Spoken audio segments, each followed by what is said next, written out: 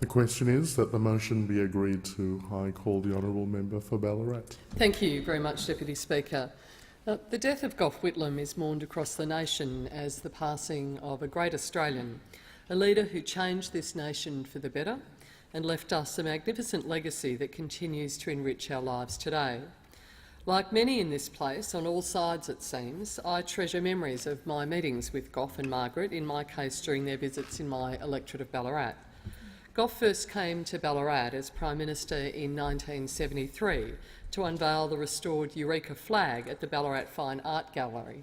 I know that he was pleased to hear that it had eventually gone back to where the Eureka stockade had occurred and now sits within the Museum of Democracy at Eureka.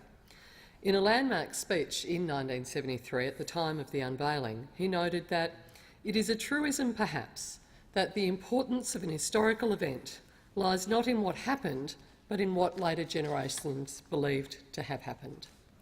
Gough was a great champion of the spirit of Eureka, attending numerous functions in Ballarat to mark what he believed to be an event both of great significance in the evolution of Australian democracy and a true symbol of a proud and independent nation.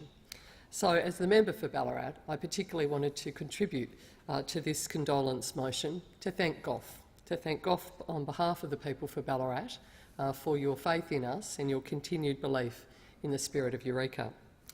Whenever I had the pleasure of meeting and talking to Gough, I was always struck by his incredibly cheeky sense of humour. In fact, my very first meeting with Gough came shortly after I was elected as the federal member for Ballarat. We had our annual Eureka walk. I had worn a pair of Blundstones because the walk was quite lengthy, and Gough had been brought to the event in a car.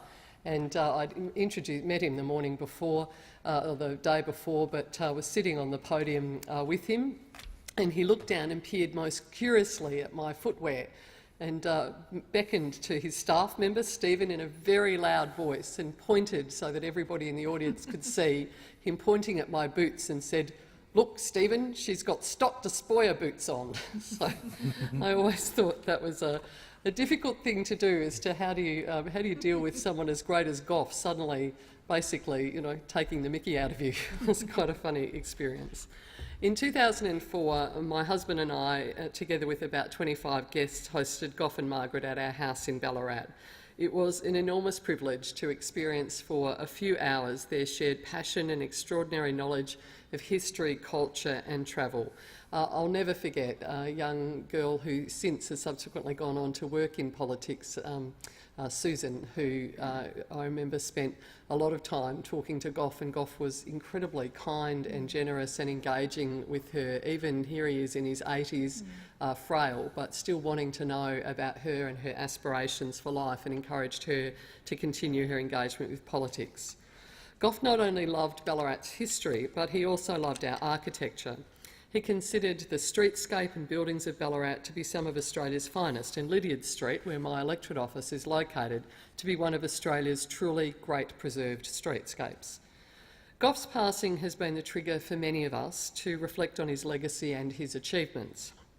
All of us who were fortunate enough to be elected to this place came here because we want to make a difference. But few politicians in this nation's history, if any, can point to a legacy as great as the one bequeathed to this nation by Gough Whitlam.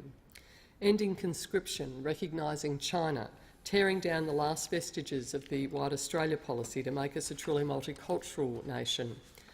Whitlam's government recognised land rights, introduced no-fault divorce, pursued equal pay for women, and made the dream of many parents for their children to become the first in their family to go to university a reality.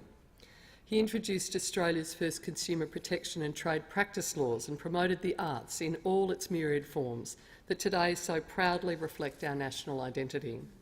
And of course, what will come as no surprise to anyone to hear me declare as his finest achievement, universal health care.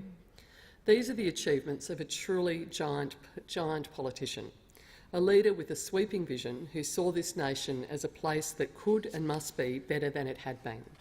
A nation that should be fairer, decent, more inclusive society, where its rich natural resources and great wealth were shared with all of its people. A nation which pursued a vision of itself every bit as great as the continent it inhabited. A nation where we stood tall on the world stage, proud of who we were and no longer able to be dismissed as a British outpost at the far ends of the earth.